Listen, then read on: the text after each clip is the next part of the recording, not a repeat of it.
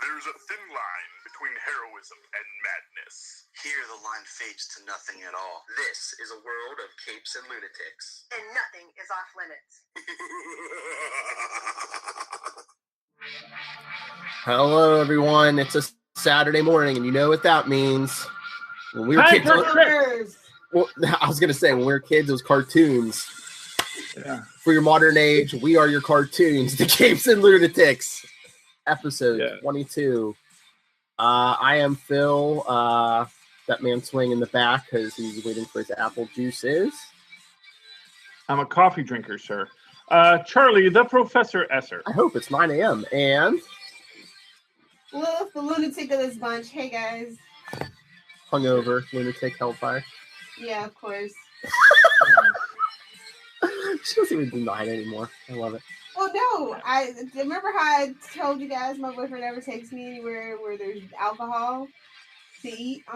He took me somewhere where there was alcohol. So, yes, I'm actually hungover this Saturday. Ask and you shall receive. You got to pace Yeah, yourself, like Lilith. That's my on trip. Facebook.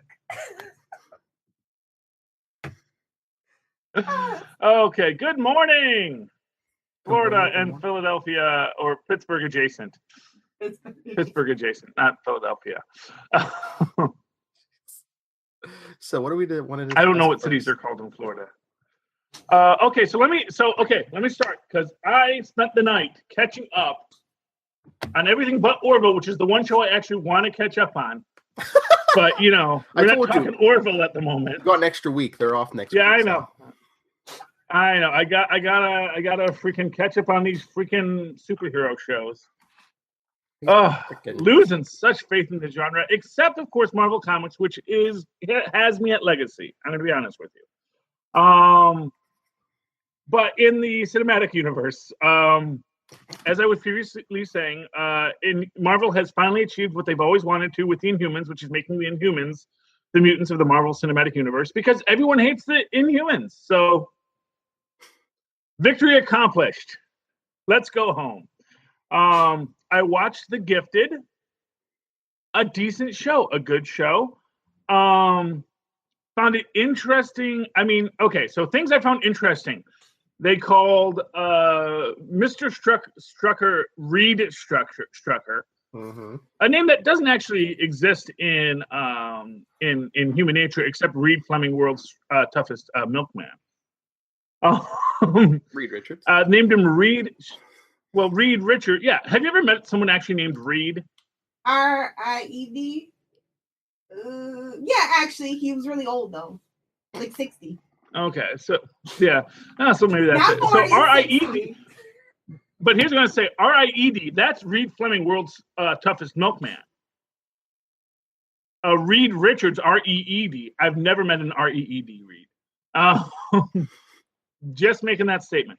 I don't know how they're spelling it in the Struckerverse, but yeah, I kind of felt that was just their little F you to Disney and giving him the name of Reed. That was just I overread these things. I also noticed that Fox is Andrea Strucker. Yeah, I also noticed that Andrea Strucker is basically Crystal. I'm gonna make this clearer as it goes on, because she makes the point, because she doesn't have telekinesis. That's an important thing, as they're pointing out here. She has the ability to control air and water and a few other things. She's going to be an elemental, which is Crystal's power, which of course are completely wasted in the Inhumans. I at first thought that the boy is going to be kind of. Banshee. Because the first couple times I saw him using his powers, it was voice related. Like when he holds the people at bay, he like says something and makes a wall of sound that keeps them at bay. Or Black Bolt. Yeah, well, that was also the thing. I was like, oh, they're doing a Black Bolt thing. But I think it is more just traditional telekinesis. And then the scene with the kid, the vending machine. The vending machine reminded me of Rick. I was gonna say, I think that the thing with the kid, I don't think it's like a voice thing. I think it's just a couple times he uses powers, he always has like his mouth open. Yeah. So and like later episodes, I think that might have been their thought, and then they moved away from it in later episodes. So it's one of those things where they're reworking it and redealing it. But Andrea is definitely Crystal. Is definitely an elemental. She's definitely doing that kind of thing. Surfer Johnny Storm, I did not like in Inhumans. That's what I was like. Or like, are they going for Johnny Storm for Yeah, and I was like sitting there saying, did they say this guy's name was John? Is he Johnny by any chance? He better not be named Johnny.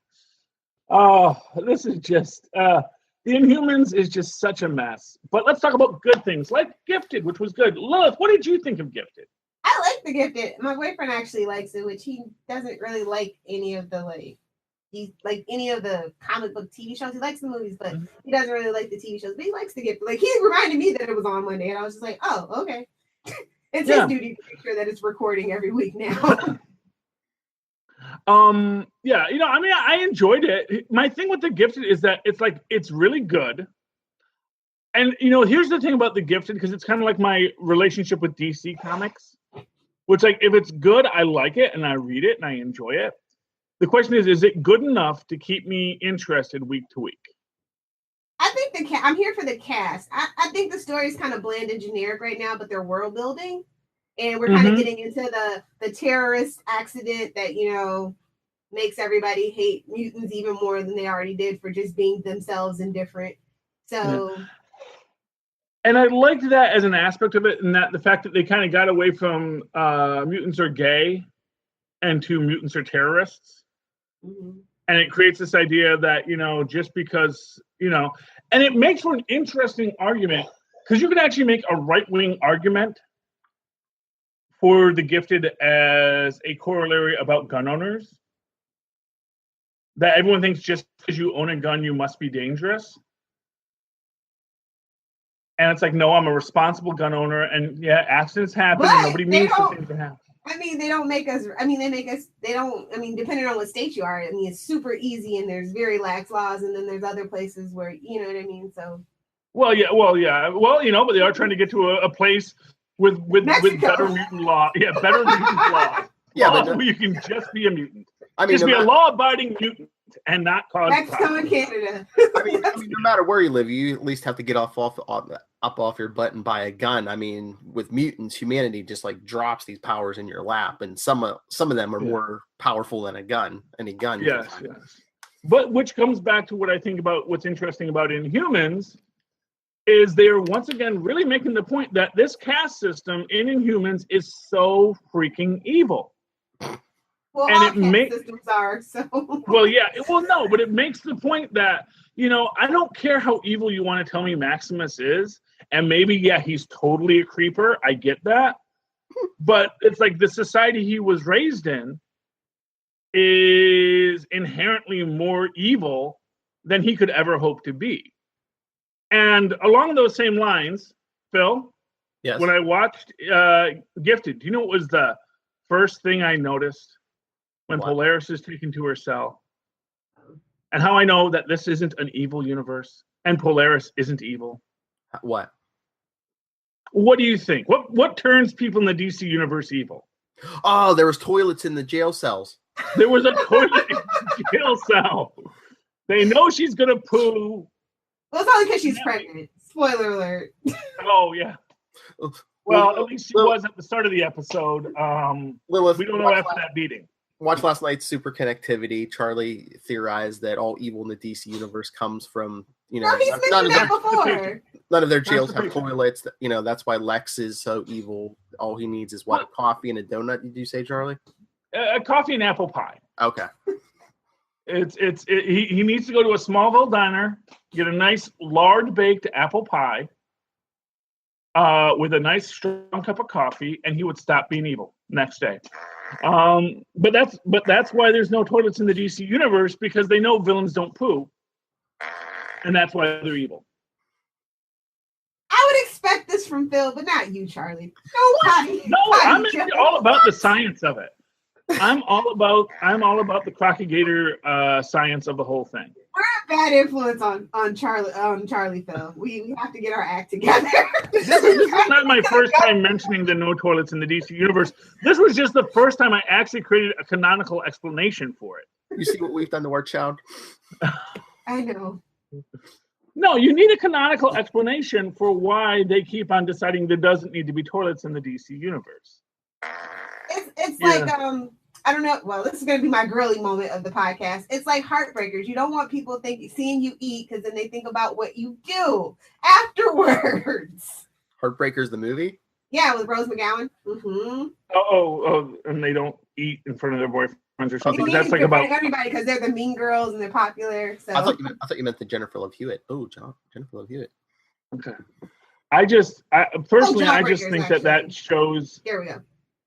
Okay. Oh, Jawbreakers. Okay.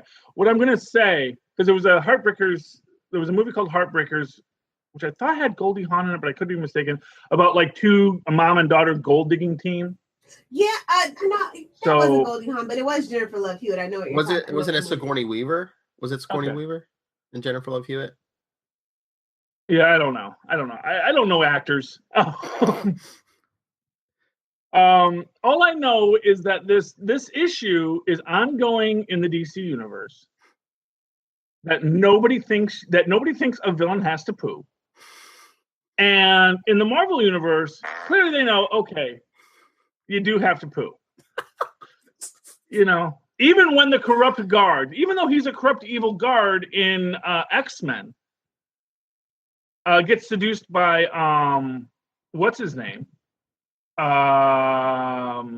Mystique. Her name. They go to the bathroom because there's a bathroom there. Because even though he's evil, he still needs to poop. And you're going to say, well, why wasn't there a toilet in Magneto's cell? That wasn't his cell. That was his visiting area. See, I got it all broken down, kids. So Magneto had a plastic toilet. He had a plastic toilet in his plastic cell, yes.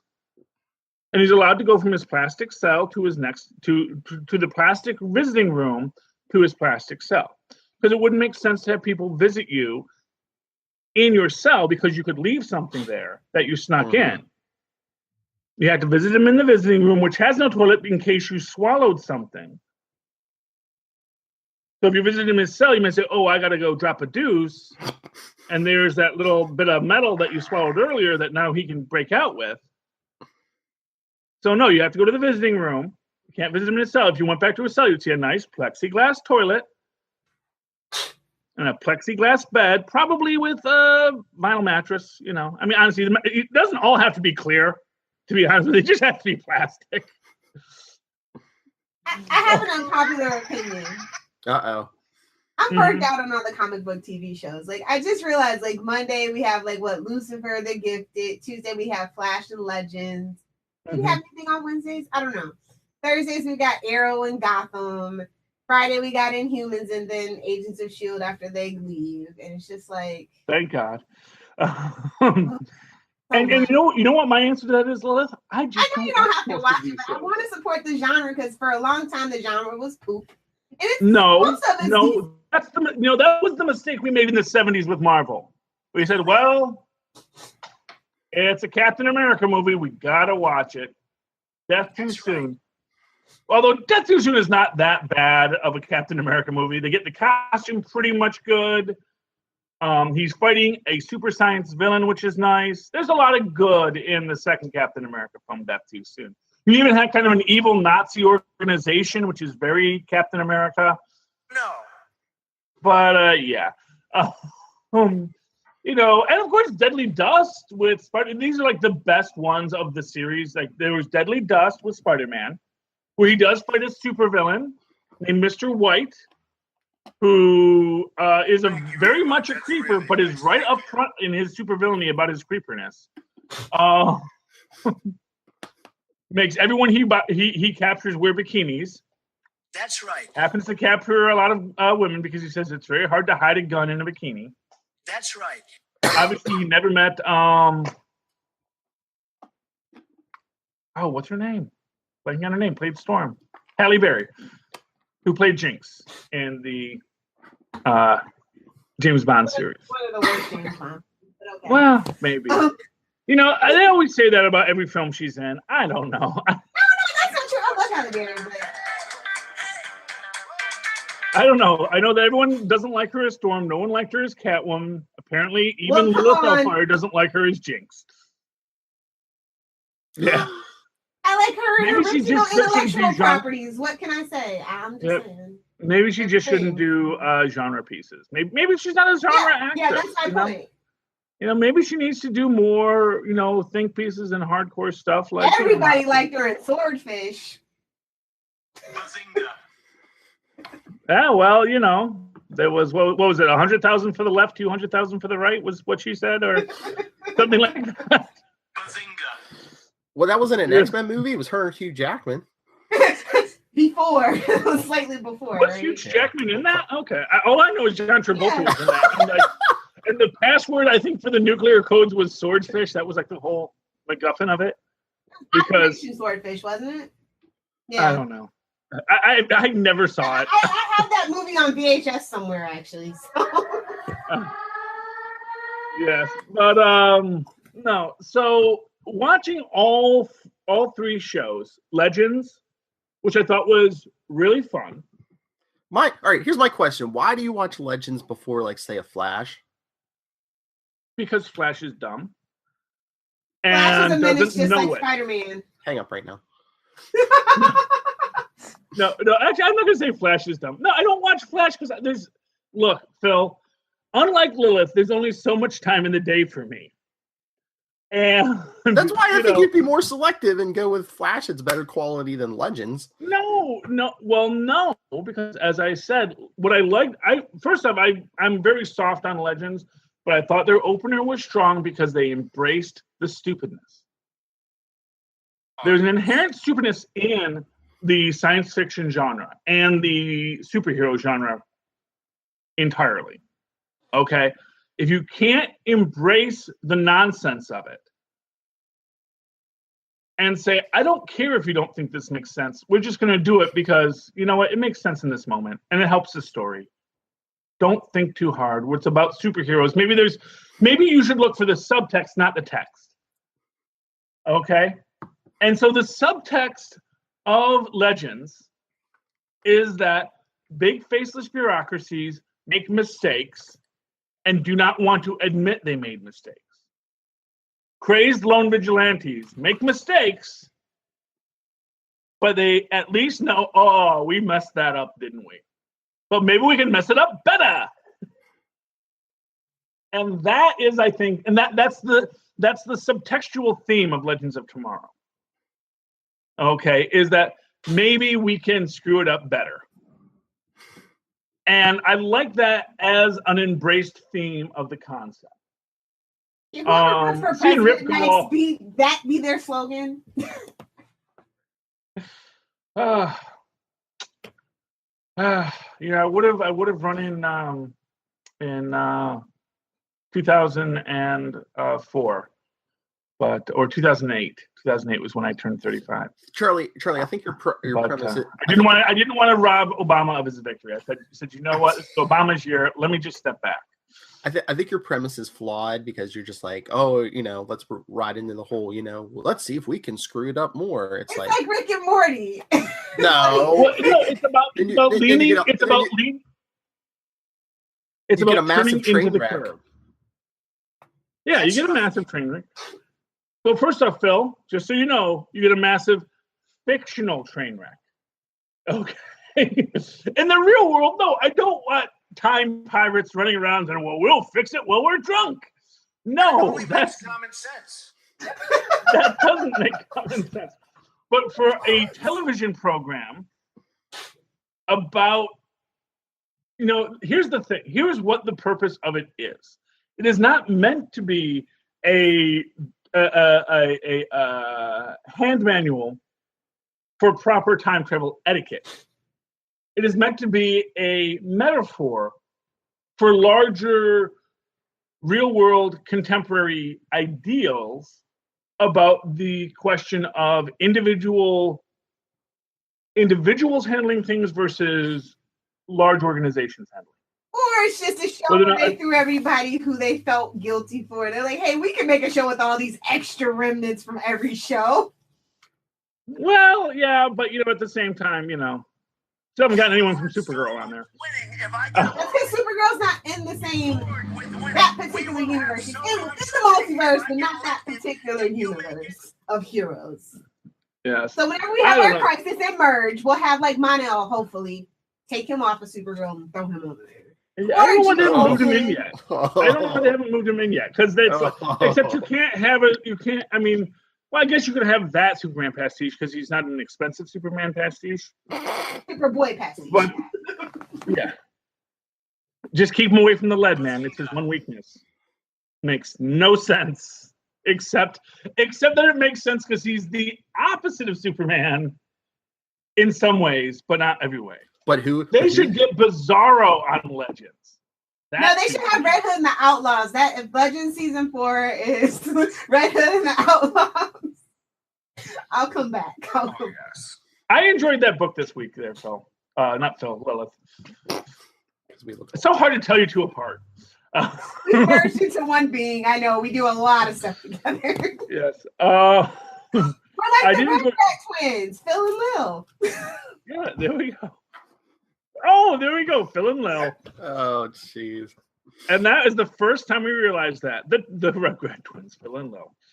Oh. 90 Kid. Oh, wait. Yes. Lil, tell them who's coming to Legends of Tomorrow this season for 2 episodes. It's the smart episodes, the mid-season finale and the mid-season opener. So it's that 2-parter where you gotta come back after the winter break. John Constantine, as played by Matt Ryan. I'm so excited. I'm very excited for this. I wish I could time travel. I'm sad to hear he's not sticking around because I imagine the entire point of this is they're like, we need someone who can help us, who has an edge on this time variance authority ripoff that we're facing every week with Rip. Because is there another smarmy British man in a trench coat we can find?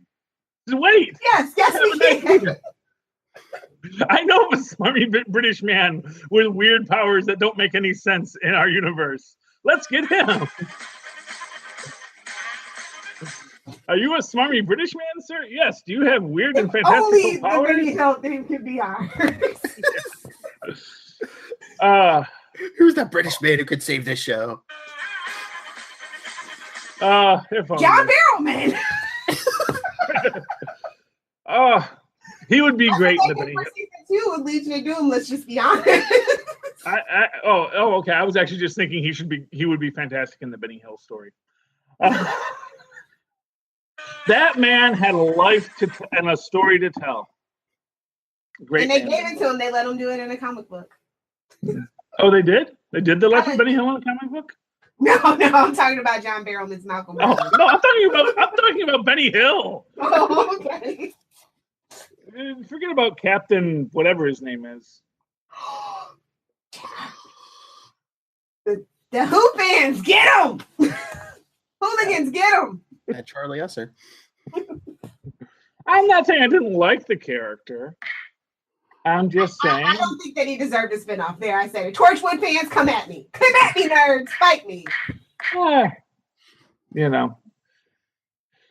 always find anytime they try to take a Doctor Who property across the pond, it doesn't work well. When they tried to redo Doctor Who as an American show for that one movie, didn't do well. I mean, they at least made him, that poor guy, canonical, which was nice of them. But, Doctor Who just can't sustain spinoffs because I actually liked the class. I thought that it would do well, but they didn't promote it enough and it got canceled. Yeah, well, and also not for nothing. This is what I'll always say.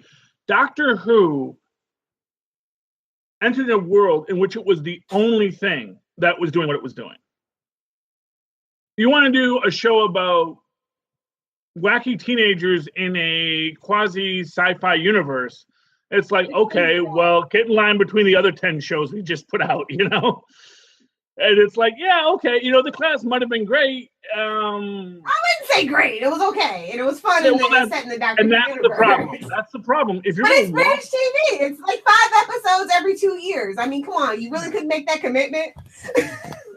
but the point is that that's the thing, is that you're gonna make that. You got to step up. You can't. British people love that. You got the Misfits.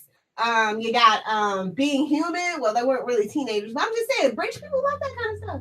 Well, yes, the British people do, but remember, this isn't for BBC. This is for BBC America. No, it was BBC. It wasn't America. It was just a regular. It was BBC. No, it premiered on BBC America and was shown on BBC. The class was a BBC America show. Oh, no wonder it was poop. Okay, never mind. Yeah, exactly. Never mind. Now it all They were trying to run with the big dogs, and it's like, dude, you gotta.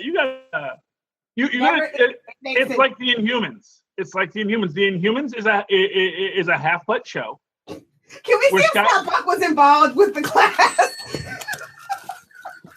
I don't know. Was it horribly misogynistic and what's that word? Patronizing? A little bit. Okay, then maybe he was. Maybe he was. How that episode really was. Well, welcome to our We Got Bucked section of our weekly segment. We gotta leave that man alone. Marvel is a universe. You know what? No. I've seen others. We cannot stop reminding this man that he was. Here's what I tell him. He got probably the 2 hardest properties to adapt in the Marvel Universe. I think Iron Fist was always going to be an uphill slog. And I definitely think the Inhumans, after all the stuff they went through, that was going to be an uphill slog.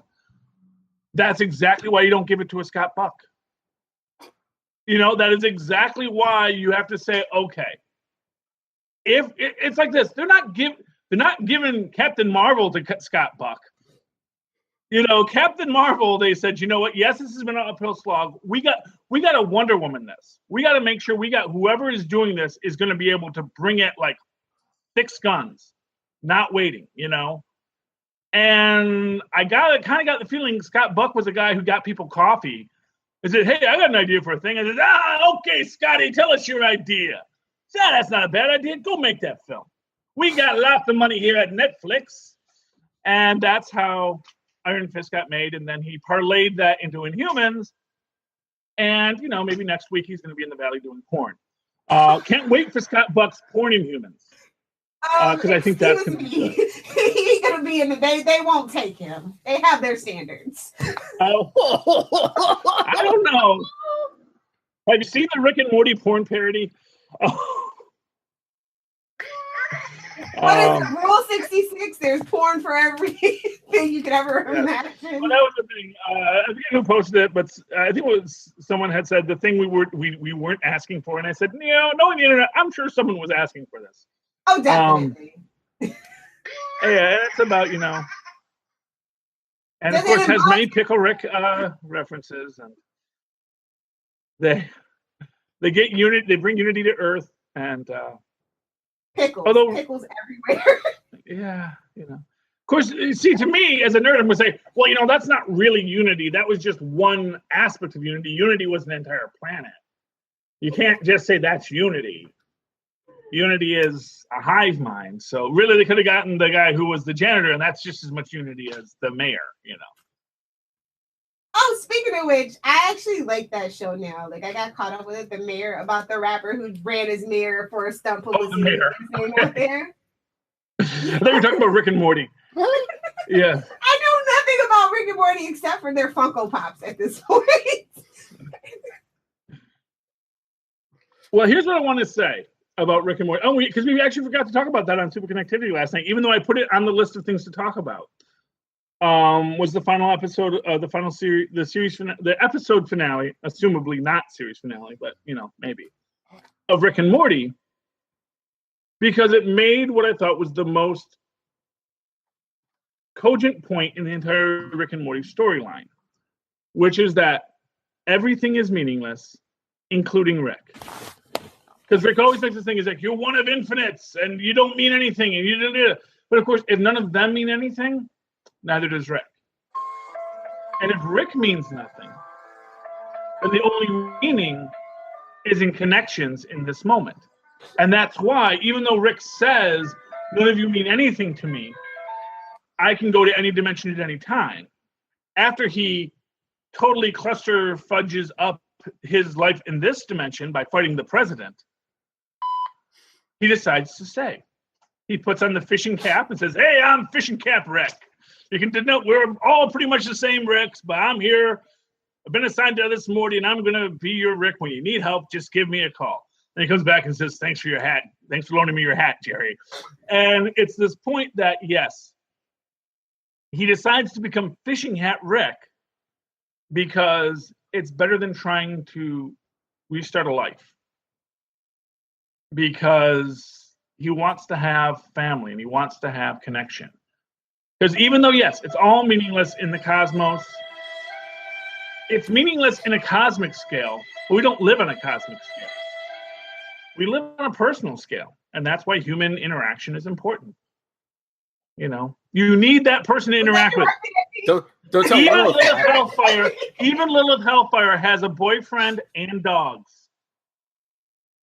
She has other carbon-based entities.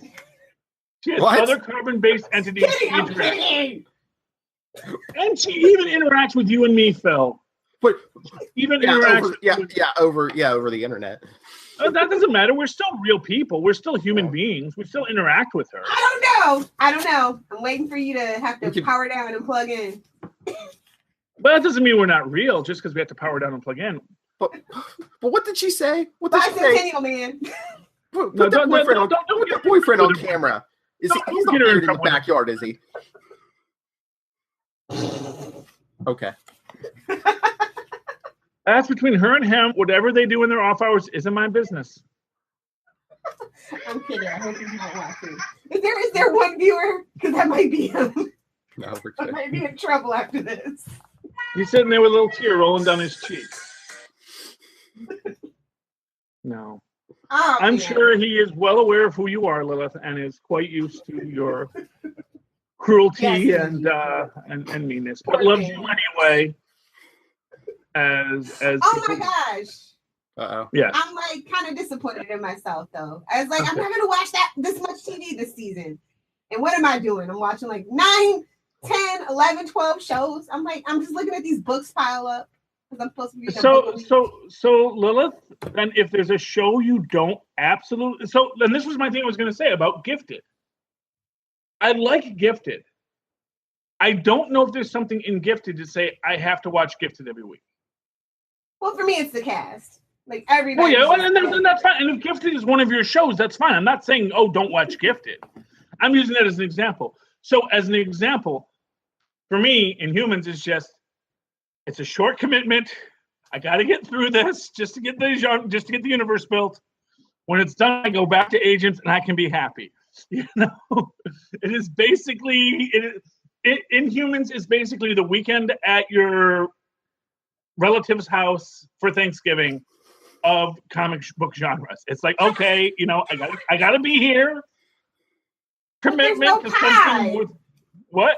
Oh, There's no pie.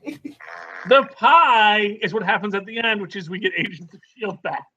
That's the pie, okay. For me, that's the pie. And like I said, it doesn't have to be the pie for you. And Lilith, if you have no interest in Humans, don't watch it. Oh, I do I'm not. I gave it 2 episodes. I'm done. Anybody who does not feel they have to go to Inhumans to go to Inhumans. Inhumans are like children. You should only have them if you really want children, because otherwise it's just bad for everybody. And, you know, I don't think Marvel really wanted Inhumans, but they felt pressure to have Inhumans, and this is what you get. This is what happens when people who don't want to have children. They turn out to be bad children. So my advice to you is, if you really don't want to do this project, don't do this project. And it goes for everyone who enjoys projects. If you like reading books and reading and watching movies, just because it's your genre, we've got a glut of that genre. Right now. You guys. No, because then you'll talk about, like me and Rick and Morty. I talk about Rick and Morty. None of you guys know anything about Rick and Morty, but I'll just talk about it because I can do that. You got to have confidence in your own voice, Lilith. Speaking of which, has anybody seen Blade Runner 2049 yet? I still haven't seen it. I feel bad. I was just like, I was meant to go see it that Saturday after the marathon, but I was too tired. Yeah, I haven't seen it either. But weren't there reports that the box office was? Yeah, it was a box office bomb. But I mean, it looked like what time it came out. I mean, this should have been a summer blockbuster, not in between the areas where everybody's fishing for an Oscar. You know what the problem is Hollywood keeps on thinking that they need reboots and sequels. No. Well, the sequel was planned. It just took forever to get there. No. What they're mistaking is cult status for popularity. Yeah. So, as an example, Blade Runner was not a big success. After it came out, it got a huge popularity, mostly because they said, "Oh, it's based on a Philip K. Dick novel." And everyone who's never read a Philip K. Dick short story, the man never wrote a novel. Everyone who likes to say, "Oh, I love Philip K. Dick," even though they've never actually read any Philip K. Dick, but they were told that that's what smart people like. They said, "Well, okay, I'll go see it," and it was a good movie. Blade Runner was a great movie, and people enjoyed it, and it was a popular film, as films go. But for the same reason, you're not making, the film 2018 as the next sequel to 2010 or 2011? Because it was like 2001, then they did 2010. Yeah, 2010 was the sequel. They're not making another one, okay? Because even though those are both objectively hit films by talented creators, a story was told. You don't need another Total Recall because there's not a sequel to I Can Remember It For You Wholesale. And, when they did Total Recall, they totally did a totally different story anyway, but that's okay. It's okay. And the thing is Blade Runner was never going to be a big hit because Blade Runner was never a big hit. It's popular in the same way that, like I always say, people buy Joker T-shirts who've never read a Batman book. People buy, They count on. Well, exactly. And the thing is that's great if you're selling T-shirts. You can sell Harrison Ford Blade Runner T-shirts. You can sell Rutger Hauer. What's his name? Rutger Hauer was like the villain creature thing in that too. You sell Rutger Hauer T-shirts forever. But if you want to sell this new guy with old Harrison Ford, and old Harrison Ford, don't Harrison Ford relive his youth. Okay? As the Star Wars movies prove. Well, honestly, Chewie, we're home. Chewie, we're home. I think, like you said, okay, you're begging me to do it. I'll do it. Just let me die. Just don't bring me back another time. I came back for the third one. I didn't want to have to come back, but I came back and you made a good argument with the story and the story worked, and now poor Carrie Fisher died. So, that's that. Well, yeah. Yeah. That is odd, but not for Harrison Ford after what she did with the shenanigans she pulled with that whole mistress thing while he was married.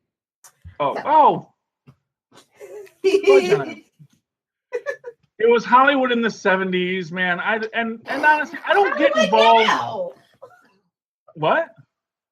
Hollywood now. It hasn't changed. But here's what I'm gonna say. Hey, so long as it wasn't involving sexual harassment or coerced sexual context, I say everybody's sexual relationships is between themselves. I know, so don't talk about it. Talk about it. I know, you're the one that brought it up. I was just talking about poor Carrie Fisher. Her. She should have kept it to herself, is what I'm saying. Oh, well, no, because she makes her living writing autobiographies. True. I mean that's how she makes her livings. You can't deny a person how to make their livings. That's my statement on that. But yeah, so yeah, but no, don't bring back Harrison. I don't want to see Harrison Ford punch any more people. You want to make a sequel to Regarding Henry. Tell me what happened to Henry after he got his brains back. That might be an interesting. That would be, first off, that would be a story that Harrison Ford could nail. Regarding Henry 2. Just let the man fly his planes and make love to his wife, who plays Cat Grant in the Supergirl universe. Just let the man. Well, okay. Well, no, because okay. Let me see. You see, Lilith. In order for him to fly those planes and make love to Cat Grant, he needs money. He's got money. Oh, do you know how much planes cost? Lilith, that man is one movie away from building shelves in somebody's apartment again. Okay. Oh wow! Just one another paycheck to paycheck. Let me tell you. Well, that's how Hollywood can be, man. Especially if you're a guy who likes planes. Planes aren't cheap. I don't know. John Travolta hasn't made a movie in a long time, and he's still flying planes. So I don't know, Charlie. I know, man. He's a John His money Travolta. work isn't nearly as bankable as Harrison Ford. Actually, if I can explain that to you, Scientology. there is actually a big difference between John Travolta's career and Harrison Ford's career. Harrison Ford had his hits in the 70s. Okay? When there weren't residual laws. John Travolta had his hits in the 80s when he gets residuals for everything he makes. So it doesn't matter it doesn't matter how long ago he made Face Off. Every time someone watches Face Off, he gets a nickel. Every time someone watches Pulp Fiction, he gets a nickel. You know, he's getting nickels every day. But Face Off, I would give somebody a nickel not to watch it. There are millions of people. Do I have to never see Face Off on my TV again? I'll start. You have to buy John Travolta another plane. Okay, because that's how it works.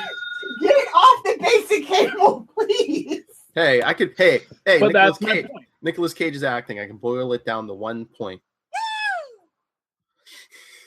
Yeah. Well, no, but I mean, same thing with Nicolas Cage. Nicolas Cage, you know, that's why he's he a can Coppola, though. buy freaking. And he was bankrupt for a while, so you know. Yeah. At first, I'm saying you're a Coppola is like saying you're a Rockefeller. It's nice to have the name, but it's much more useful when you actually have the money for it. You know, and a lot of actually make bad movies. A lot of Rockefellers don't have any money, you know, because they just happen to be, you know, part of that sperm club, not necessarily the lucky sperm club. Not the lucky. As a Cage is not as useful as you would like, but because of films like Con Air and Face Off, which came out in the 80s and 90s, and every other. The other day. I'm sorry, what? Do you know who's in that movie? I just realized who was in that movie. David Ramsey, who plays Diggle. He's in Con Air. What? Oh, well, good for him.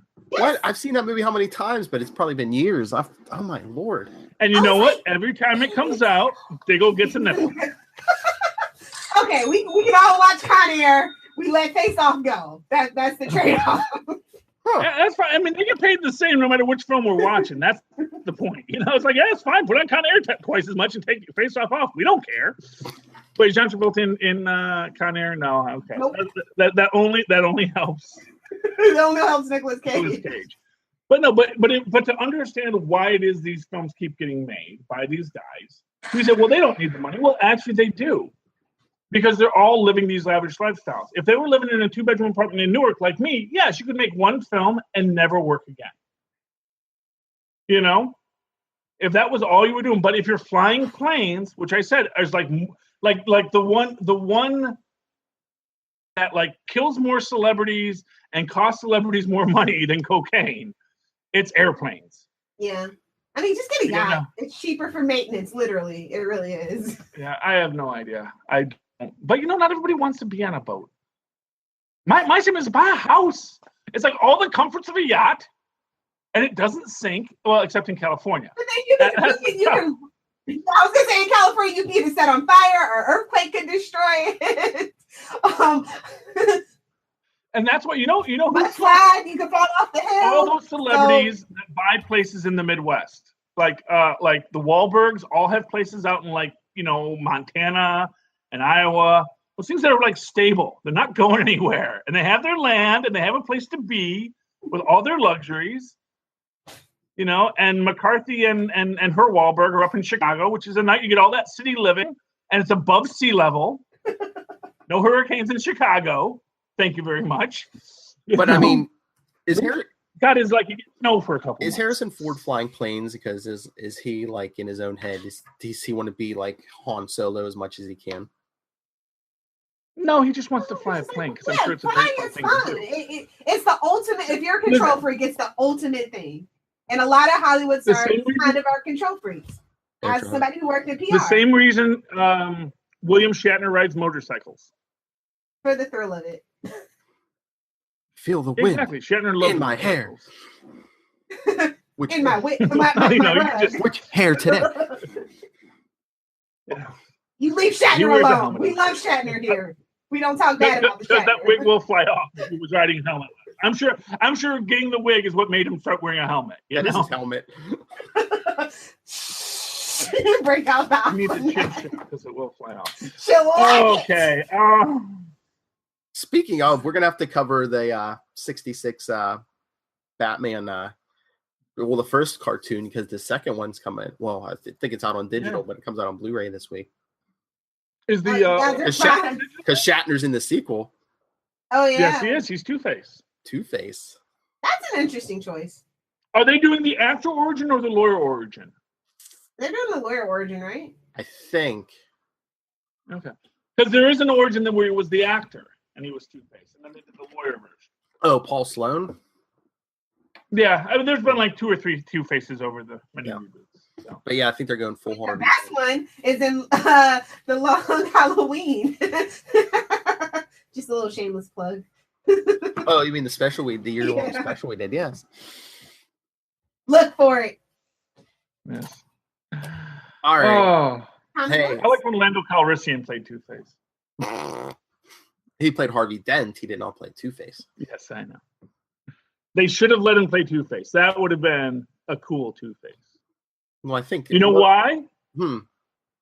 Because it would have been a much more subtle Two-Face between Harvey Dent, the lawyer, and Harvey Dent, the smooth operator. I think I say he'd be sitting there drinking Colt 45. Hey, whatever happened to Harvey Dent on Gotham? As somebody who only watches it sporadically. He's still a lawyer. He's not going to become Two-Face till Batman shows up. You know, he comes in like once or twice a year, and then he's gone. It's like. Yeah, I mean, it's he's not Two-Facing yet. You know, where am Montoya and Allen? I mean, and well, they got shipped off to Central City. Aren't these people supposed to be like contemporaries of Batman? That's what's always very weird about the whole thing. It's like these guys are all supposed to. Yeah, this week's episode was really good, though. I'll give them that. Oh yeah. Well, I mean, it's always good. Mm-hmm. I like this. Well, no, I mean, I thought the premiere was as good as it was going to get for Gotham, but I think it was better than the premiere. So. And I think this week this week coming up? It's going to be Charlie's favorite episode. Why is that? Solomon Grundy hates Batman. Oh, Butch is coming back. Yay! Yeah, probably in like 3 seconds at the very end. Next week, yeah. Because there's going to be some Lazarus water that falls into Slaughter's swamp, and someone decides to dump his body into Slaughter's swamp. Because sure, why not? Or you're going to find out that the Lazarus pit is actually fed by water from Slaughter's swamp, or something that is runoff from the Lazarus pit into Slaughter's swamp. And for some reason, they're going to dump Butch's body into Slaughter's swamp. Because sure, that'll work. All right, here's my question. Ra's al Ghul goes into the police station in this week's episode, uses his real name. You're an immortal who's lived at least centuries, and you don't have at least one alias you can pull out of your hat. Do you want to leave a paper trail behind? It says, "Oh yeah, Ra's al Ghul was here." Well, he plans on burning down the city anyway, so. True. Yeah, and for what it's worth, he's trying to like lure people into like his web of whatever. His cult. Yeah, you know, I mean, honestly, we don't really even know that Ra's al Ghul is his real name. It's not. It's a title. Yeah, exactly. His name could be, you know, Bob, it's like Doctor Urbanschwitz, you know. Well, that's like we kind of talked about ancient Mesopotamia. You know, I'm Bob Urbanschwitz from ancient Mesopotamia. We kind of talked about him last night, Lilith, on Super Connectivity, and I said the chart. He was saying about, oh, hey, you know, he wants Bruce Wayne as his heir and stuff. I said he wanted Oliver Queen on Arrow, and you should have seen the eye roll. He's like, oh, Arrow. The Green Bat. Yeah, because honestly, is really I don't know. It's I get they something else. What? You know that's the gag. I get that's the gag. They're doing that because you know Arrow is Batman because we can't afford Batman. Now they're going to put Batman on Fox, and now they're going to have It's Batman not there. that they can't afford it; they don't have the rights to it because same thing with the mutants. Fox has the rights. That's why we have Gotham on Fox, and no Fox Batman doesn't have the rights to Batman. Fox didn't have the rights to Batman. Warner's didn't want to give the rights to Batman to Arrow. And what happened was Fox pitched Bullock's Law to Warner's. Warner's agreed, and then Warner's finagled Batman into it.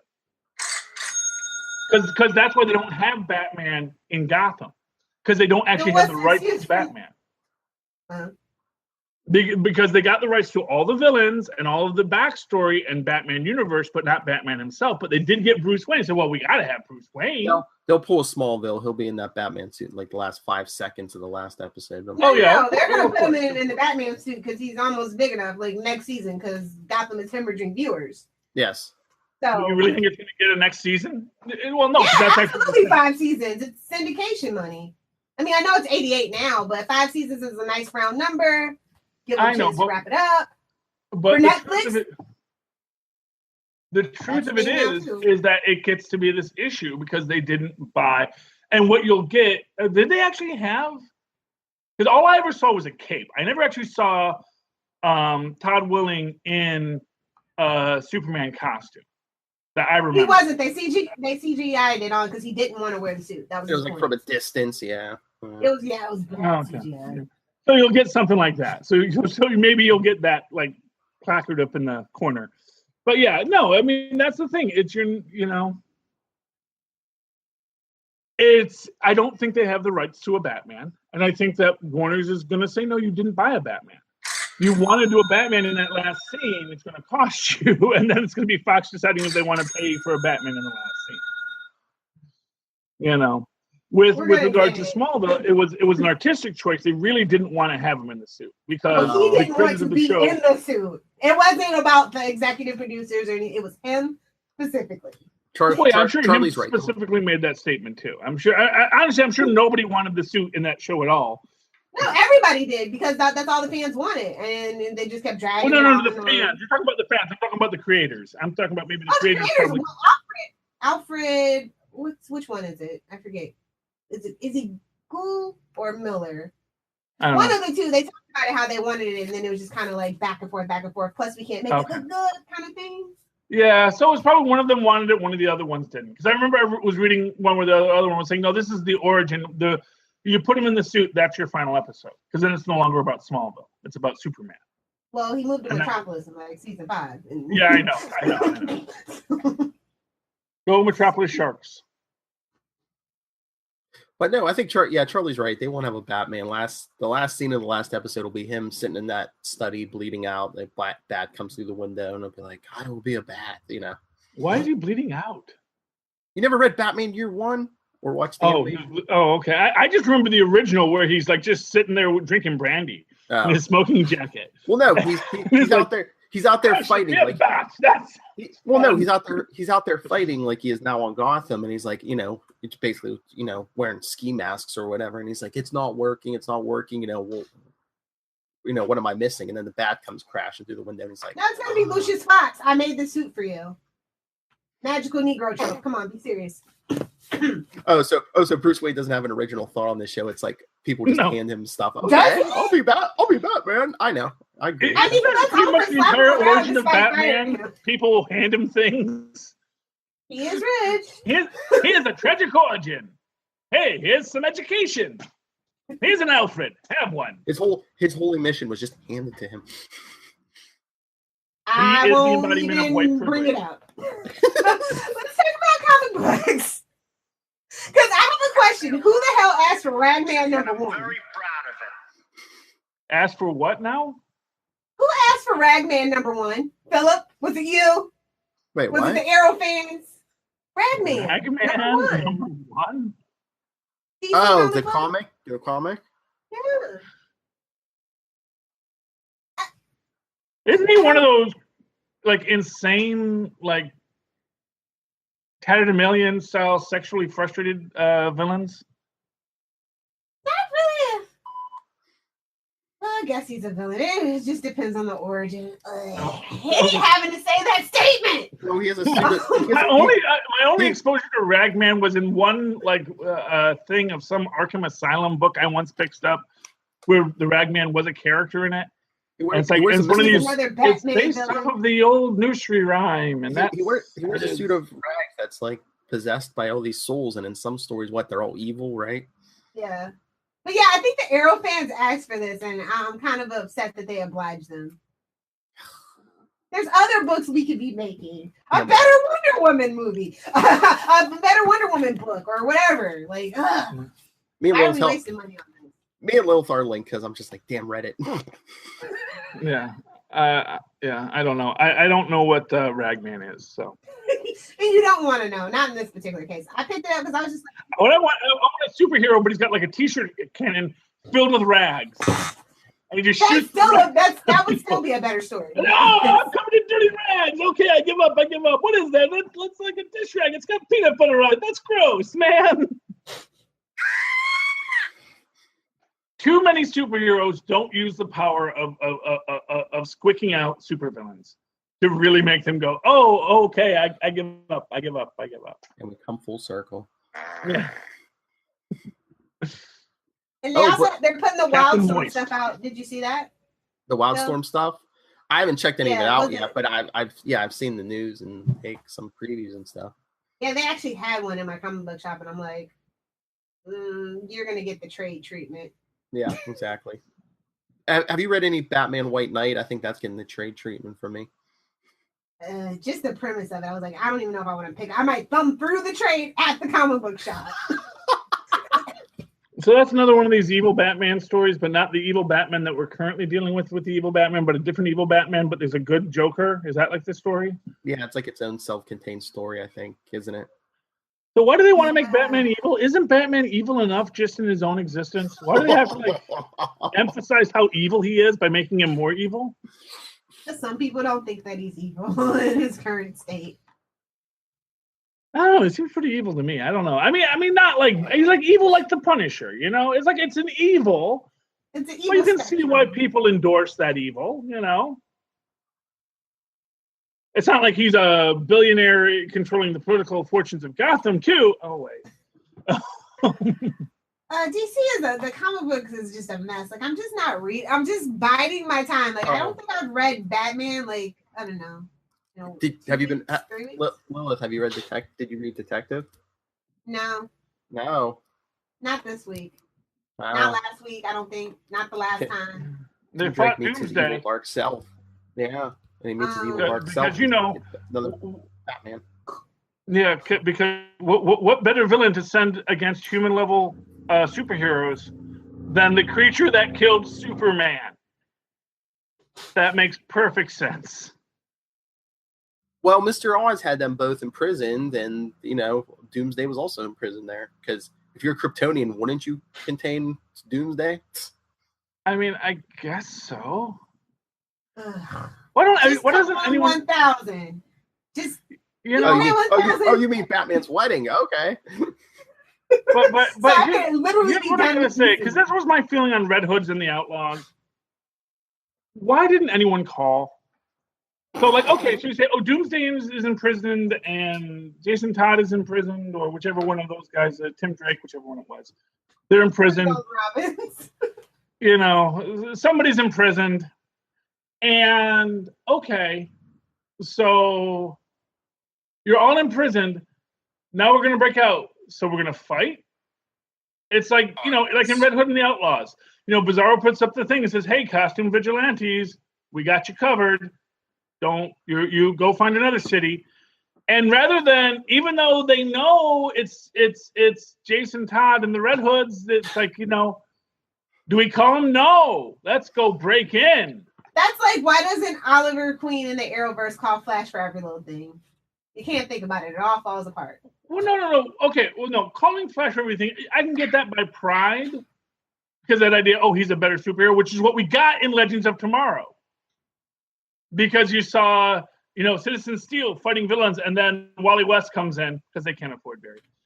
Wally West comes in and defeats all the villains. It's like, man, I told you to save a couple for me. He's like, oh, sorry, man. Grant doesn't want to be involved in that mess. That's what I gather from it. I thought it was good, man. And you got Wally West being the most popular super, because this obviously takes place when Wally West is the Flash of Central City. Oh, and also he speaks Japanese. Did you? I didn't stay for the whole thing. Did you and Tyler bring that up when you talked about it? No, we didn't. I love that part. I was like, yay! Wally can actually do something useful. I wonder if he knew that from before, or if he's using his super speed. You know, I think he's using. I think that's a hint. Yeah. That he has that power to absorb it. Barry can only remember it for a short while. I think he has the permanent memory of it. Well, I think any of the speedsters can learn stuff long term if they just, you know. But that's a comic book canon thing, though. Read it like a couple thousand times, and you're like, okay. Yeah, well, you know, you probably have to re-up it, and that's, yeah. Well, you gotta re-up it, and that's the thing is that I'm sure Barry, being bad at his job, just doesn't want to do the hard work to re-up it. Yes, I agree about that with this particular Barry. I have my problem with this Barry. Yeah. So what were we talking about? So comic books. Yeah. So I liked the Marvel books this week. Oh, Red Hood. Yeah, Red Hood was good, but clearly bad at the same time because it had superheroes doing stupid things and not just calling ahead. And, why they didn't call ahead. It's like, or knock on the door and say, why don't superheroes knock on the door? Make your reservations. That's all I want to know. Oh, no. Just go over there and say, yeah, we saw your invisible flying fortress. We just want to know what's going on, dude. Because, and for what it's worth, that's like the exact, and for what it's worth, that would have been what thwarted Bizarro. Because Bizarro did this intentionally to get them to attack because he knew Batman wouldn't be dumb enough to fall for it, but he knew these guys would. So they all follow Bizarro's master plan to get Bizarro taken to Amanda Waller. Because this is Bizarro's master plan, clearly. The Suicide Squad's in the next issue. And it's like, oh, okay, I see. But it's like, I would love for these characters to violate. I would love for one of these perfect laid plans to just get totally upended by a superhero stopping for a minute and thinking, is this the best way to approach this? And they didn't. So that's why we get the next issue. But it would have been much more fun to me. And this is the thing. Like, to me, it's all about thwarting expectations. Right now, with the Flowers for Bizarro story, cross between Flowers for Rhino and Flowers for Algernon, I'm trying to see where they go. And what would have been great in this moment would be if Bizarro had to explain what he was trying to do to everyone. Like, it didn't actually work the way he wanted because Batwoman or Orphan or most likely Clayface said, dude, why don't we just knock on the door? These guys are ostensibly heroes. Let's knock on the door, see what they're up to, see what they want. Maybe we can help them in their cause. And then, like, Bizarro's going to go, oh, yeah, okay. So I really thought you guys would attack stupidly like you always do. Big surprise, but that's maybe part of the problem because I'm starting to lose a lot of the intellect. Kind of want to talk to Amanda Waller because I kind of need to fix some stuff. And I kind of need to make sure that I don't become ultra violent when I turn stupid and become like a rampaging Hulk of some sort. But that's what they want. DC wants a Hulk so bad. They want a Hulk so bad. Hulks are organic. You can't just make a Hulk. There's one thing every... If you get Abomination. Exactly. Every time you try to make a Hulk, it goes horribly wrong. That's what Marvel has said. Marvel's been trying to recreate a Hulk for years. And they have dozens of other Hulks. They've got Teen Abomination. They've got... what's his name? Amadeus Cho Hulk. And they've done like alternate versions of Hulk with Professor Hulk and this Hulk and Grey Hulk. But you can't just make a big dumb guy Hulk that's a good guy, but also dangerously thing unless you get that perfect mix of people wanting to accept it. You could do it with Solomon Grundy, but too many people want to take him back to his villainous roots. That's the same thing that happens with Bizarro. They have two Hulks in Bizarro and Solomon Grundy that they could totally hero-fy up in like 5 seconds because it's not hard because they're dumb. But people always want to take them back to their villain roots because DC, by its nature, is a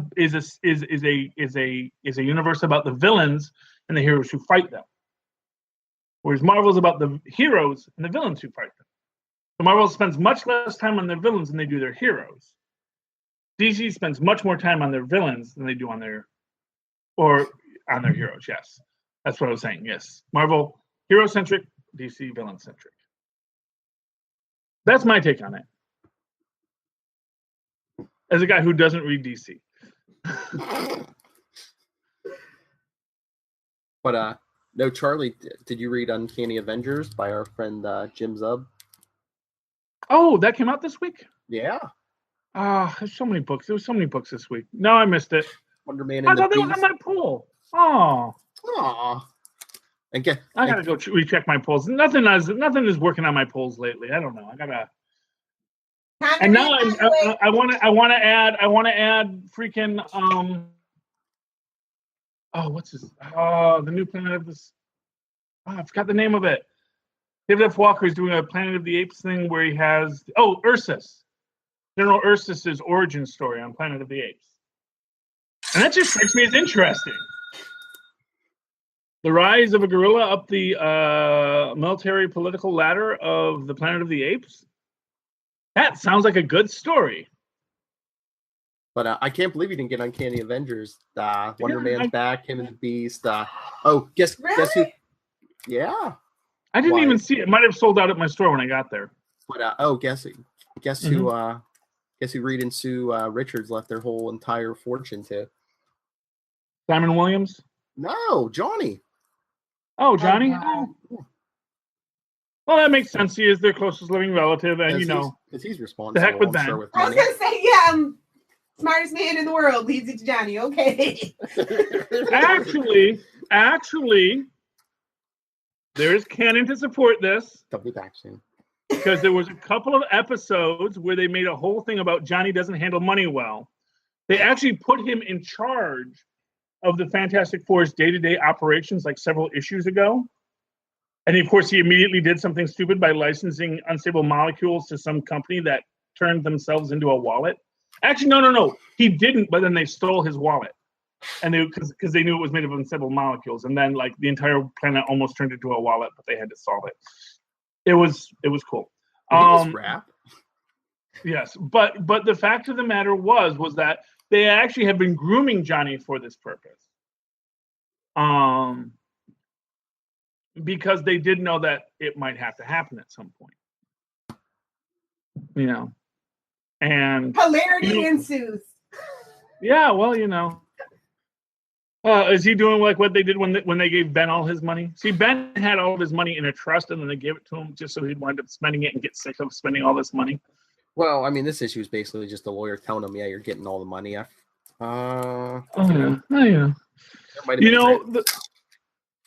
Here's the thing: Tony Stark and Reed Richards go broke like every other week in the Marvel universe, but because they're super geniuses, they like just create something new. And that's the cure for acne, as Reed Richards once said. That's why no one has acne in the Marvel universe, because Reed Richards created a cure for acne. Sold it to Clearasil for $1 billion, and they do this all the time. Johnny Storm doesn't have that as a fallback position, so he better be careful with his money. But yeah, he has to pay taxes on this, but he's now in full possession. Estate tax? Oh, of course, yes, that evil estate tax. He gets all the illustrious patents as well as licensing fee settlements paid in total of $5,196,353,518.41. 41 cents. It should have been 42. Nah. No, that would just remind them of that secret prison. It's too soon. It's too soon. Should have been like $616. I'm surprised they didn't do that. Yeah. But anyway, yeah, so good. So Johnny Storm's now a billionaire. So now he can fund the Avengers. So good for him. Because you need a billionaire to fund the Avengers. Now that Peter Parker lost it all. Yay! I don't like Peter Parker with money. I don't. I know, me neither. Yeah. Nobody likes it. Charlie But, just doesn't like Peter Parker. You know what? If Marconi or Otto was in the book, I'd be reading it. I know. He could have crashed on. If you had said he's crashing on Marconi's couch, I would have said, "Oh, well, I got to pick that up." Now he's crashing. Because I think the Could've Peter just lied to Marconi Charlie. dynamic is what? I think the That's Peter what I just Marconi came with dynamic it. is interesting. No, You know? he's crashing on I the think couch that's. of, I think. guess his new girlfriend, Mockingbird. That's Skrull. She's a Skrull. We all know it. They're not going to say it, but everyone knows Mockingbird's a Skrull. She's been a Skrull since Secret Invasion. She's going to keep on being a Skrull. Mockingbird died. That's why she was in hell in the Patsy Walker story. It's okay. Yeah, it's okay. And like she said, she was a spy. She did some really awful things. She deserves to fight in the arena for all time. That's okay. She's okay with it. Funny thing, that hell for superheroes is actually the same as Valhalla, that place of eternal war. Just that the Vikings like the idea of fighting forever and not being able to die. Just an ironic turn of events. But of course, that goes into Amadeus Cho's theory that, all the afterlives are actually just the exact same afterlife. It's just what operating system you lay on top of them. So really, they're all in the same realms. It's just that everyone sees it differently because of who they are. Much like the dwarves in the last battle of the Chronicles of Narnia, they just refused to see that they were in heaven. They chose rather to see that they were in a stable for all eternity. Because they're dwarves, and dwarves are by their nature very pessimistic people. Mystical dwarves, not actual people with dwarfism like Marconi. Wait. We've all read C.S. Lewis, right? Yes, of course. I only got through the first 3 books. Oh, okay. Yeah. Not my cup of tea. No, that's okay. Actually, I'm more of the Spyglass kind of girl. Yeah, I mean, they're old books. I mean, they're from their own age. They're the Harry Potters for like kids who went through World War II. You millennials, good, yeah. Yeah, you millennials have a very different worldview than kids that had bombs dropped on them. So it's like, not for nothing.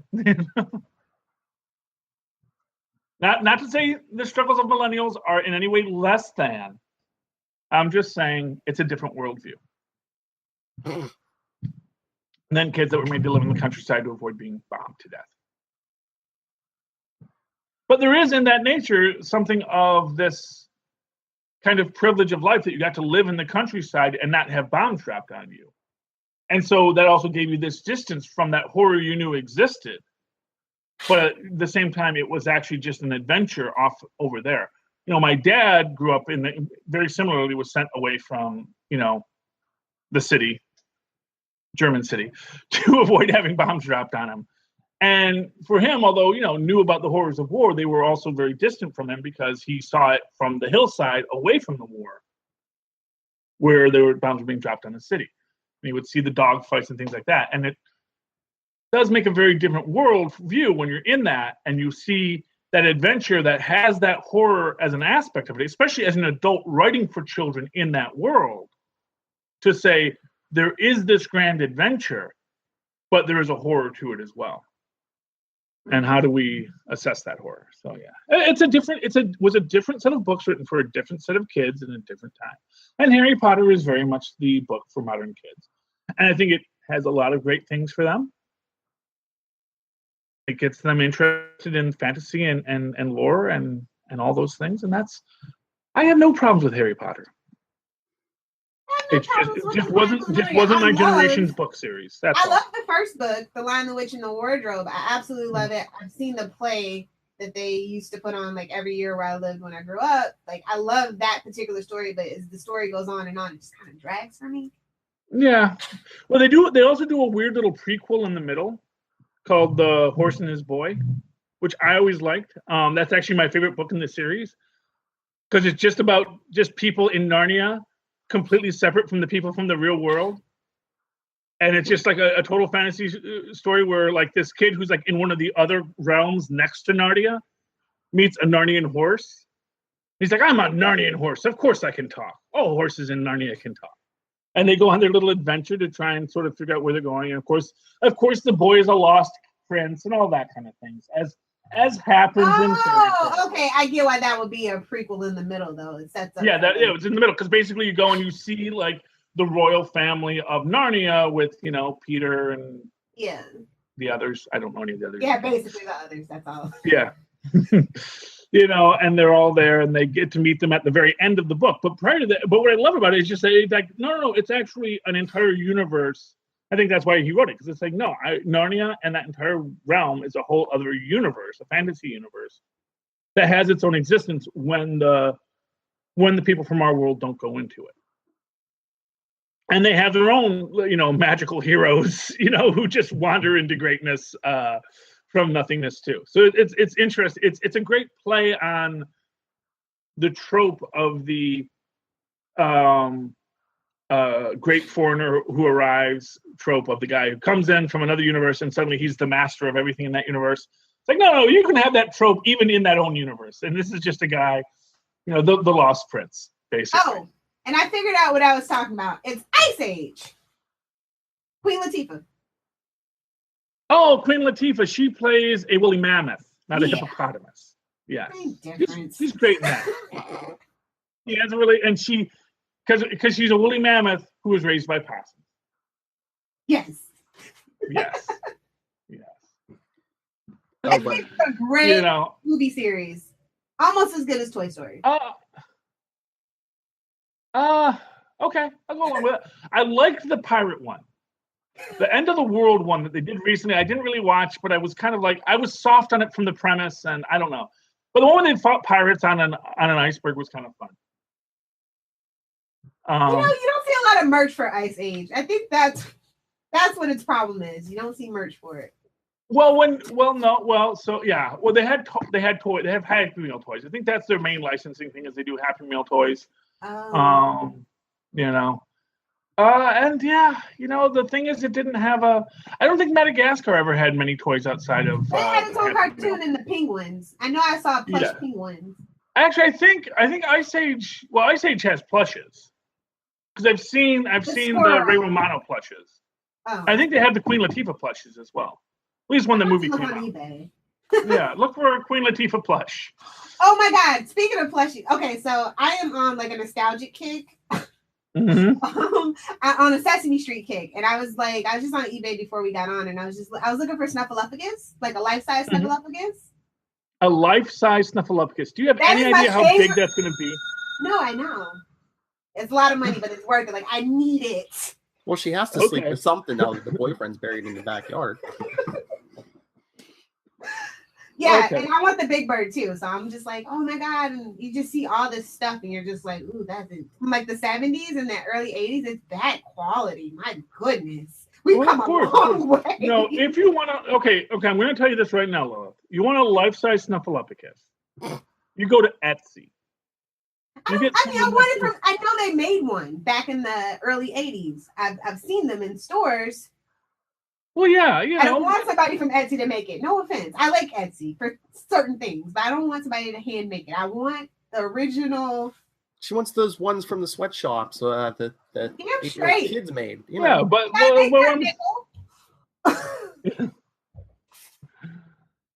yeah, no, I mean, I get your feeling. Hey, that nickel went a lot farther in the 70s. That's all I'm saying. Inflation is horrible. Yeah, well. Necessary, but horrible. Oh, hey, before we forget, I don't even know if we forget, because I almost forgot, and I watched it this morning. Did everyone watch the New Mutants trailer? No. Oh no, I forgot. That's one thing I forgot to do. Sorry. It seems weird. It's supposed to be a horror movie, like it's supposed to be horror genre. That's what you get when you watch the trailer. It's like definitely like you definitely get the vibe of like teenagers in a horror movie vibe, and I'm just like, would that work? Is this gonna work as a superhero movie? Fox. Yeah. Just stop it. First off, if you're gonna do well, I guess they don't have the rights to Man-Thing. I was gonna say, if you want to do a superhero horror film, you do something with Man-Thing or Swamp Thing. Or if you're DC, do House of Mystery. Oh, I would love a House of Mystery movie. that would be so awesome. I just think they threw it out there. They're like, we have teenage superheroes. What can we do that's kind of different? Teenagers, horror movie. Yeah, wasn't that their idea when they decided to do Fantastic Four that it was going to be a horror movie? Yeah. What does Fox keep on wanting to do horror movies? Because that's what the kids love. Well, no, they like the kids nowadays like jump scare stuff. Like what's that one movie? That's what they think the kids love. Yeah. Well, I mean, Tristan likes horror movies, yes, but he doesn't like superhero movies because he knows that a superhero movie isn't a horror horror film. What? Yeah. I mean, it's not like he's opposed to it. He likes Ghost Rider and he likes Venom. Okay. He likes one of those. And if they did a Ghost Rider film where he dealt with something other than Nicolas Cage, Tristan might like it. He liked Ghost Rider and Agents of S.H.I.E.L.D. Oh, yeah. Yeah. He said, oh, that's cool. Okay, he's not on fire anymore. I've lost interest. Yeah, so, I mean, I don't know. I just don't see how the New Mutants lend themselves to horror. But then again, I guess that's what Mutant X is like kind of a horror film in its own way too. I mean, it almost looks like they're in, I don't know if it's like a hospital. It's a very David Lynchian horror film. It almost looks like a hospital or an asylum or something. Probably an asylum because, yeah. Yeah, because, that's one way to look at Xavier Mansion. Somebody's talking about mutants and comparing them to like venomous snakes. I don't know. Because we haven't heard. Okay. Yeah. I don't know what we're doing with the mutant properties. I'm so over it. Like, just. Yeah. Good. Or don't do it at all. Stop it, Fox. We got Fox. Well, and the thing about mutants, and this was kind of my feeling when I was watching The Gifted.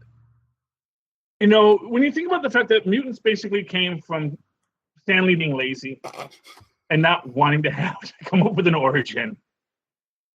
And I think that at times that kind of comes into a feedback loop when it gets into a movie, because it's like, well, how do you get your powers as a mutant? I mean, how does this really happen? Puberty. That you're a mutant. Extreme emotional distress. Well, yeah. But like I said, puberty. Well, that's always the thing. But I don't know. It just seems very. I mean, you can do it, and it's fine. I'll accept it that you just woke up one day with superpowers, but it just seems very. What I say is, every film tries to have fridge logic, not scene logic.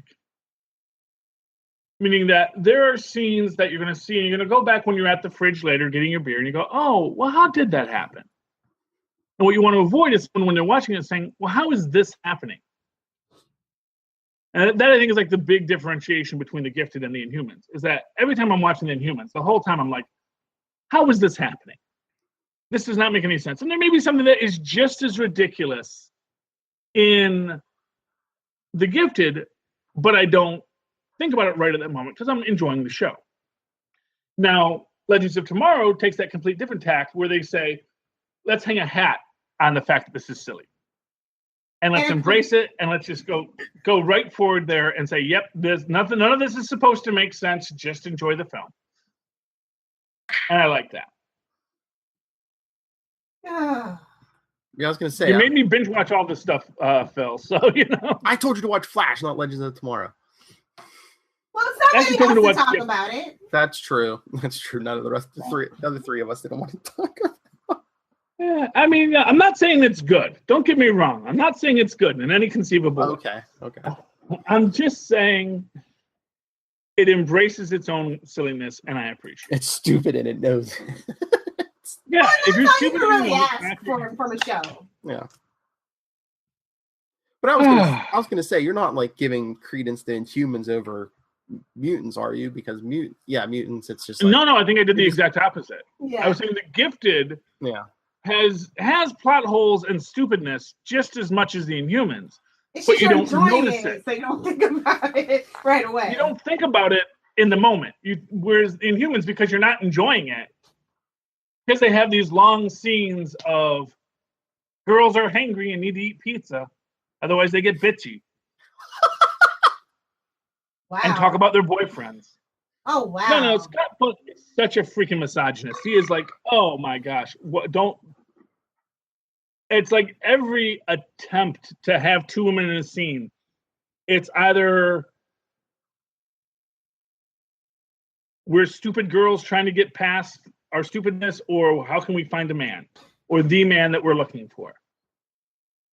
It is so bad every time they have the two women, Medusa and the other girl. Oh, Felicity. And I will say this: in the 60 years or 40 years of Inhumans, never once has anyone made a comment on the fact that the name Medusa relates to an ancient Gorgon with snakes for hair. Never once. Never brought up. No one even winks at it. Like, that's her name, we just move forward. And like within like the third episode, like, oh, that's kind of funny because, you know, Medusa had snakes for hair and you have a shaved head. Oh, just stupid. We just so bad. Repeat after me. We got fucked. We got bucked, yeah. But you know, but what bugs me is that there are moments in this where it's like, oh wait, is that a good show? I think there's a good show in here somewhere. Like when you find out that like Maximus has been funding the secret Scottish, because if you're Scottish, you're a genius in the Marvel universe. The secret super genius Scottish man's laboratory. That was cool. And you kind of get this idea, and there's all this stuff in there that makes kind of Maximus's character seem a lot more interesting and makes the storyline of the Inhumans more interesting. And then not. And then they go back to Medusa and blonde girl in glasses. And faux Johnny Storm. Yeah, but Princess Crystal. Is Inhumans kind of doing their job? Because yeah, as horrible as it is, every week we're just like, hey, can you believe how bad Inhumans are? Because people are talking about it. No, no, they're not doing their job because I'm only watching it out of obligation, and I'm advising people who don't feel obligated, do not watch this show. This is not a good show. You know, stream it on Netflix next year if you really feel you need to see like that. Like if there is a canonical point in like the last episode, watch the last episode. Something that leads into something else, watch that. You know what I do for Supergirl is I read the recaps, just so I'm not out of the loop. Yeah, and I may come to that with these guys. But you know what it is? Here's my thing. I so want Agent Carter back. I feel if I don't at least show up for the time slot, they're going to say, well, they just don't want anything but Agents of S.H.I.E.L.D. But no, I do want other things. I do want a ABC-verse. I just don't want it to be a bad ABC-verse, you know? Oh, and it is just so bad. The Inhumans is just so bad. How stupid are these politicians? There's talk that they may cancel the show. Yes. Yeah. If there's one thing we can't blame on Trump. We got fucked. Yeah, we can blame it on Scott Buck. Oh, Charlie? Who probably voted for Trump. Did you hear with all the news that's been coming out this week? I guess Harvey Weinstein also is making disparaging comments about Haley Atwell. Oh. He has no room to say anything about. Well, actually, no. I believe he had made disparaging comments about Haley Atwell. Yeah. And now it's coming out. Yeah. No. The guys. Trust me. For what it's worth, the guy is. He is not the first Hollywood producer to be a complete and total. Yes, correct. Whatever. Glad he got caught and finally is facing some consequences, minimal as they are. Yeah. You know, it's like, oh, he has to go home and sit on a pile of money and think about what he did. That's his punishment. You know. Being ostracized from the Hollywood elite in and of itself, some people could say. I know. But you know what? You know, in 2 freaking months, he's back and now he's part of the men's rights movement and he's a hero of that group. Don't even give them any ideas, Charlie. I don't. Well, That's just what happens, you know. It's like, oh, a woman brought me low, so now I must hate all women, you know. It's like, well, it seems like he already had that problem. But well, exactly. He already did, so it's like, you know, I'm just saying, this guy going red pill is not a stretch. True. You know. And honestly, it's like the fact that he actually cared about other causes probably was mostly just for show. And so it's like, you know, at a certain point you go, you know what, man, don't just be that all the time. You know? Him and Bill Cosby. And every other person that does that now. And I'm sure it's going to come out about Larry David eventually too. I mean, I hope not. I hope Larry David's a little bit more grounded. But, you know, it's like, it's hard to believe in anyone anymore. And especially when your job is not to do anything other than, you know, make you laugh or make you enjoy a moment. You know, it's not like I was going to Bill Cosby or Harvey Weinstein for the depth of their insight into the universe, you know? It's like these were men who made me laugh, made me cry, made me buy more popcorn, you know? Made a lot of people cry. Buy a Jell-O pop. That's what they did. And so that they have these revolutions on their lives, it's like, that's disgusting that they're that kind of human being, but it doesn't affect my life. Did you see Jerry Seinfeld backpedal on, I think it was like Jimmy Kimmel? No, it was the Stephen Colbert show where he's like, you know, who's your favorite, you know, comedian? And he said Bill Cosby. And he's like, even with all these allegations, he goes, yeah, he's still that guy for me. And then after the commercial break, I guarantee you happened, his publicist was like, you better backpedal like no other. Oh, yeah, somebody came racing out on that stage. Yeah. But for what it's worth, Bill Cosby's a very talented comedian. Yeah, and I think the same way, I can separate the art from the man. But yeah, it's like, you know, it's like Wagner being a horrible racist. Doesn't mean he didn't write great operas. Just means he was a horrible racist, you know, at a time when horrible racism was pretty much the default setting for human beings. You know? You know, but that's, you know, I mean, Tolkien was a horrible racist. You know? I'm sure C.S. Lewis was a horrible racist too. George Orwell, my favorite writer, was actually a little bit racist. Not as horrible as Tolkien, as it turns out. But still, like, stuck in, and of course, Orwell, like, struggled with his racism. He's like, man, I am such a racist, but I'm still a racist. I don't like that I'm a racist, but I ain't changing. But I'm still a racist. You know, that's Orwell. The Elephant Hunt. It's such a good story. You want to get into the mind of a racist, read The Elephant Hunt, and it really makes you understand, oh, that's why they're racist. And also not to excuse racism, but just to explain it. It's good in that sense. About how cultures and societies sort of force us into these roles. And, you know, everyone has a role to play, and it doesn't make that role right. It just means you still have to play your role. The Elephant Hunt is a great short story. His time in India was really messed up, and you can see how it affected. Orwell's one of these guys who you can like really see, oh man, you got so affected by life, and you put that into your books, and you wrote some really great art because of all the stuff you saw. I like Orwell, if that didn't come off in that scene. So should we wrap up? Any final thoughts? 44 and more months to go we got for DC, for Detective Comics. And 11 more issues until 1,000 for, you know, action. I'm good. I'm happy. I'm getting so close to not having to read DC ever again. Little is gonna retire. Oh my jeez. I'm gonna go put my efforts into other books that are doing something better. Archie. Oh, wait, Lilith. What do you think about the rumor that the Black Hood is the villain in the Archie TV show? Sigh, heavy sigh. Okay. I gave that show 3 episodes, and I'm over Riverdale. It's cool. Oh, you're already over it? Oh goodness, I didn't even realize that. I'm very disappointed. I don't want the Sabrina spinoff. I think Melissa Joan Hart is our Sabrina, and we should just let it be. I don't want spooky, sexy Sabrina. Okay, I don't want it. You don't want Sabrina the Vampire Slayer? No, not even a little. Maybe somebody else does, but that's just my personal opinion. That's a show that doesn't need to be redone. Okay, fair enough. I'm tired of connected universes. There, I said it. I freaking said it. I'm tired of it. That's fine. All right. Sorry, Phil. No, it's okay.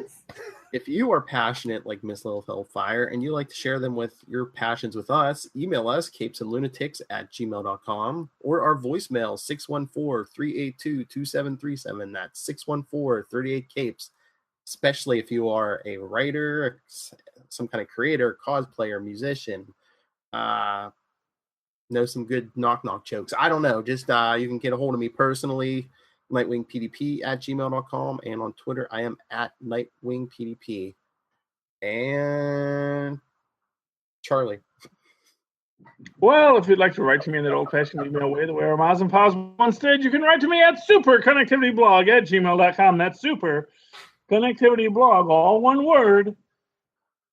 I'm going to try and write another blog because I want to write a blog about that concept we talked about why all pop culture stops in the future at the late 20th century. Look and forward of course, in February you can always follow me on 2018. Twitter @Charlie Esser. That's CharlieEsser. Look for the 2 E's in the middle for quality. When I will live tweet the first 15 minutes of The Inhumans until I fall asleep. I wonder what happened to you. As for me, you can find Couldn't me stay live away. tweeting because the Arrowverse is back, baby. So you can find me at Lil Hellfire live tweeting Monday, Tuesdays, and Thursdays. And maybe I'll even throw in The Gifted. I don't know. I'll see how I can finagle that. So yeah. For everything else, at Adventures in FG, that's Pinterest, Instagram, Twitter, and Facebook, at Adventures in FG. And check out my website, adventuresinfangirling.com. And if you're watching live this Saturday, October 14th, be sure to check out my blog a little later today because it is Superhero Saturday. And I am going to recap all the superhero shows for you in case you're like me and maybe you're sick of them and you just want a brief rundown. That reminds me, today at noon, if you're watching on YouTube, I'm doing another interview with artist Kevin P. West, and go subscribe to our YouTube. There's some good stuff. My interview yesterday with Alexandria the Reds up there, which has gotten a massive response. So click the subscribe button and hit the bell. I know it's a 2-step process now. Thank you, YouTube, but do it. It's worth it. Yes, it is. Great content. Hit the button. Before... Ring the bell. All right. Well, then, I guess we're out of here. So, dance break. Oh, wait. What? This is him? I was getting there. there. Listen, girl. All right. This week, we have been the Capes. And the Lunatics. We look professional this week. Yes. What's that, 3 weeks in a row? Something like that, yeah. Well, hey, Lilith. It was bound to happen eventually. Lilith, I was going to ask you if you've been watching Lucifer. I know there's a million shows. Yeah. Like it? Not I like haven't been live watching it, but it's growing on me. I love Mezakine this season, so I'm here for her. Tom Welling? He's growing on me. I mean, I don't really see why we needed him, but I like seeing him back on my team. Because he's playing God. We need to play God. No, I think he's playing God. I just think he's the killer. The supposed killer is the one to help Lucifer back. I think Tom Welling's the killer. Oh. And isn't God a killer? Doesn't God kill everyone eventually? Eventually. But he rewards Words to you. live by. Good night.